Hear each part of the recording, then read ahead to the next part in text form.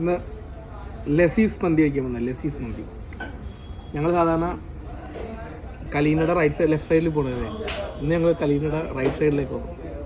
ഇവിടുത്തെ മുഗൾ ധാബ, കടയുടെ പേര് മുഗൾ ധാബ. അടിപൊളി റെസ്റ്റോറൻറ്റ്, സെറ്റ് റെസ്റ്റോറൻറ്റാണ്.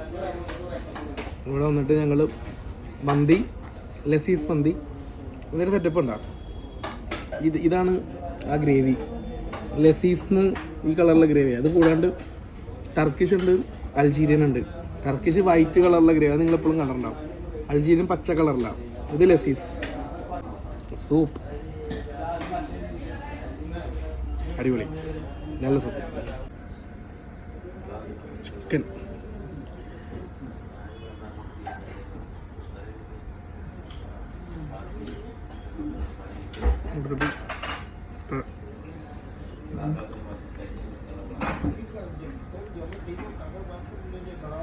ഒരുപാട് ഹൈപ്പും ഇല്ല, എപ്പോഴും പറഞ്ഞ പോലെ വേറൊരു ടേസ്റ്റ്.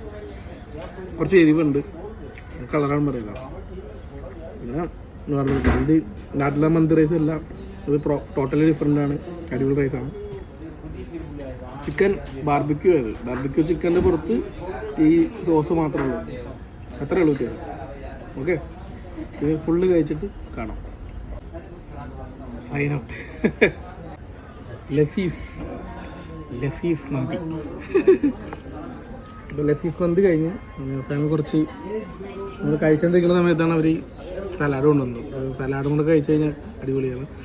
ഓവർ ഹൈപ്പൊന്നുമില്ല, ഒരു സാധാരണ ഒരു മന്തി, ഒന്നും എക്സ്ട്രാ പറയാനൊന്നുമില്ല. നോർമൽ റൈസും ഇതും അല്ലാണ്ട് മറ്റു സാധാരണ അവിടുത്തെ കഴിച്ചു കഴിഞ്ഞാൽ കഴിച്ചു കഴിഞ്ഞാൽ ഒരു ഇരവിഴുങ്ങിയ ഫീലാണ്. ഇവിടുത്തെ സാധാരണ അത്ര ഒരു നോർമൽ ലെവലിൽ അങ്ങനെ നിൽപ്പുണ്ട്, കുഴപ്പമൊന്നുമില്ല. ഇനി എന്തെങ്കിലും കുറച്ചും കൂടെ പോകും എന്നുള്ളൊരു രീതിയിൽ കാണിക്കും. ഇപ്പം അടുത്ത തവണ വേറൊരു പുതിയ മുഗൾ റെസ്റ്റോറൻറ്റിൽ വെച്ച് നമുക്ക് കാണാം. ബൈ.